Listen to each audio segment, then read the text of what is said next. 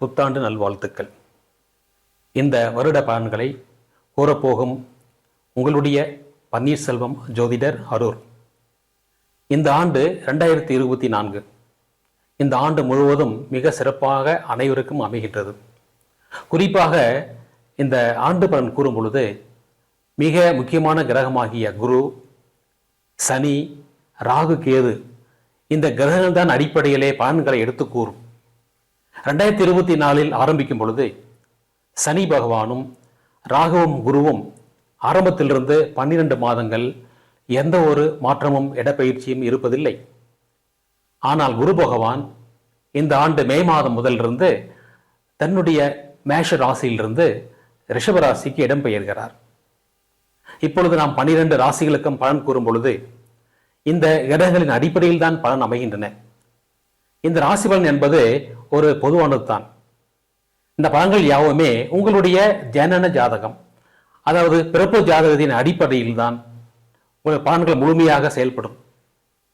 ஒருவருக்கு தசாபுக்தி என்ன, எந்த திசை நடக்கிறது, நல்ல திசையா, மாரக திசையா, பாதக திசையா, இந்த அடிப்படையில் தான் உங்களுடைய ராசி பலன் அமையப் போகிறது. ஆகவே இந்த ராசி பலன் 100% முழுவதுமாக பலன் அளிக்காது. இது உங்களுடைய ஜனன ஜாதக அடிப்படையில் தான் பலனை கூற முடியும். அந்த அடிப்படையிலேயே முதல்ல நாம் பார்ப்பது மேஷ ராசி. மேஷ ராசி அன்பர்களே, உங்களுக்கு இந்த ஆண்டு 2 வகையாக பிரிப்போம். முதல் 4 மாதம் ஒரு பலனும் அடுத்த 8 மாதங்கள் ஒரு பலனுமாக நாம் கூறப்போகிறோம். ஏன் முதல் 4 மாதம்? முதல் 4 மாதம் குரு உங்க ராசியில் இருக்கிறார். மே மாதத்திலிருந்து குரு பகவான் ரிஷப ராசிக்கு இடம் பெயர்கிறார். ஆக குரு பகவான் மேஷ ராசியில் இருக்கும்போது ஒரு பலனையும், அவர் உங்க வீட்டுக்கு 2ஆம் இடத்தில் வரபோது ஒரு பலனையும் கொடுக்கின்றார். அப்படி பார்க்கும் பொழுது இந்த மேஷ ராசியில் குரு பகவான் உங்களுடைய சொந்த ராசியில் இருந்து கொண்டு உங்களையும் உங்களுடைய 5ஆம் பாவத்தையும் 7ஆம் பாவத்தையும் 9ஆம் பாவத்தையும் குரு பகவான் பார்க்கிறார். குரு பார்த்தால் கோடி என்பதை உங்களுக்கு தெரியும். ஆகவே நீங்கள் உங்கள் ராசியில் குரு இருக்கும் பொழுதே உங்களுக்கு நல்ல தன்னம்பிக்கையும் ஒரு சிறந்த செயல்பாடும் அமைகிறது. இதே போல 5ஆம் இடத்தை பார்க்கும் பொழுது 5ஆம் இடம் குழந்தை பாக்கி தரக்கூடிய ஒரு அமைப்பு. ஆகவே குழந்தை இல்லாதவர்களுக்கு குழந்தை பாக்கியம் அமையும். பூர்வ புண்ணிய ஸ்தானம் சொல்லுவாங்க, அந்த ஸ்தானமும் சிறப்பாக இருக்கும். 9ஆம் இடத்தை குரு பார்க்கும்போது தந்தை வழி சொத்துக்கள், தந்தை அமைப்புகள் உங்களுக்கு சாதகமாக அமையும். 7ஆம் இடத்தை பார்க்கும் பொழுது திருமணம் ஆகாதவர்களுக்கு திருமணம் கைகூடும். சென்ற நவம்பர் மாதத்துக்கு முன்பாக ராகுவுடன் சேர்ந்த குரு கையை கட்டப்பட்டுள்ளார். நவம்பர் மாதத்திற்கு பிறகு ராகு பயிற்சி ஆன பிறகு குருவுக்கு சுய பலன் ஏற்பட்டுள்ளது. ஆகவே இந்த குரு 5 மாதங்கள் உங்களுக்கு 4 மாதங்கள் உங்களுக்கு மிக சிறந்த பலனை கொடுப்பார். அது மட்டுமில்லாமல் குரு மட்டும் இல்லாமல் உங்களுக்கு அந்த 5ஆம் இடத்திலே இருக்கின்ற அந்த பலனானது மிக சிறந்த ஒரு அமைப்பை கொடுக்கும். 6லே கேது உள்ளார். 6லே கேதும் 12லே ராகும் அமர்ந்திருக்கின்றார்கள். இந்த 6லே உள்ள கேது உங்களுக்கு சில நேரங்களிலே கடன் தொல்லையும் எதிரிகள் தொல்லையும் இருக்கும். ஆனால் கன்னி கேது என்பது அதிகமான கருதை தரமாட்டார். 6லே உள்ள கேது கடன் கொடுத்தாலும் நோய் கொடுத்தாலும் படிப்படியாக அவைகள் குறையும். குறிப்பாக குரு பகவான் உங்களுடைய 2ஆம் இடத்திலிருந்து கேதுவை பார்ப்பதால் அந்த கேதுனுடைய தொல்லைகள் நீங்கி நீங்கள் பலனடைவீர்கள். என்ன கேதுவின் தொல்லைகள்? எதிரிகள் அழிவார்கள், கடன் தொல்லை தீரும், நோய் அகலும். ஆகவே குரு மே மாதத்திற்கு பிறகு 6ஆம் இடத்தில் வரும் பொழுது உங்களுக்கு அனைத்து கேதுவால் ஏற்பட்ட தொல்லைகள் நீங்கும்.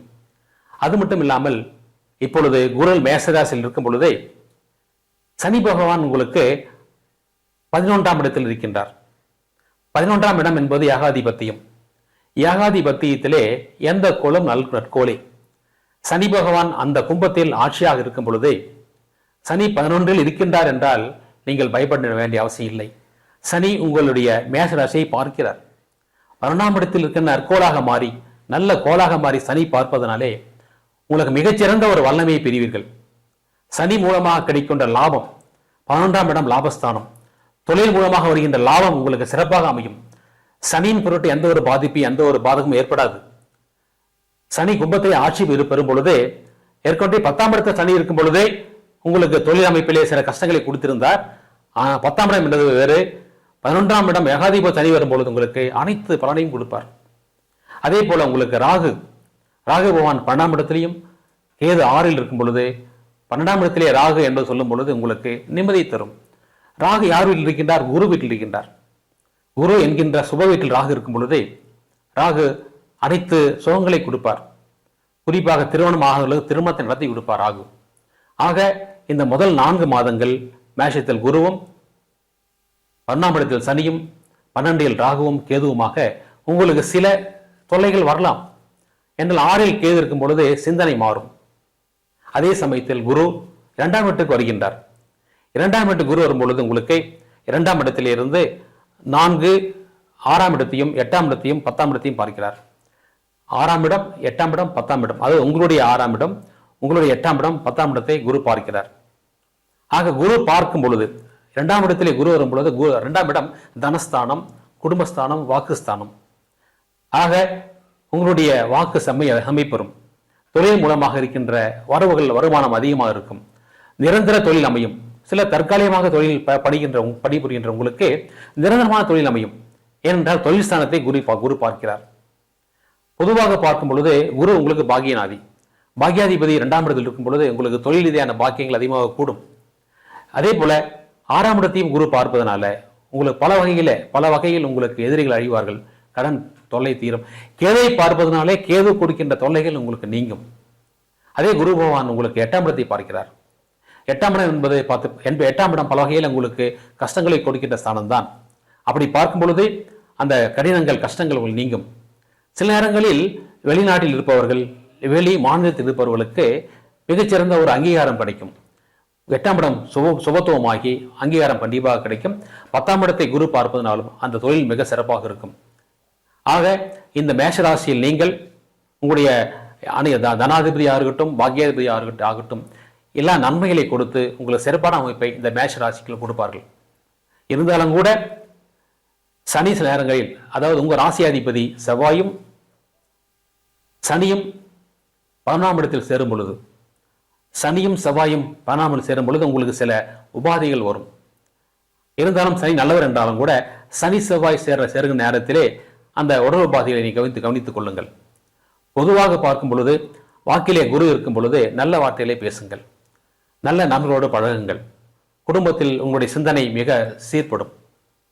ஆக மேஷராசி அன்பர்களுக்கு வாழ்த்துக்கள்.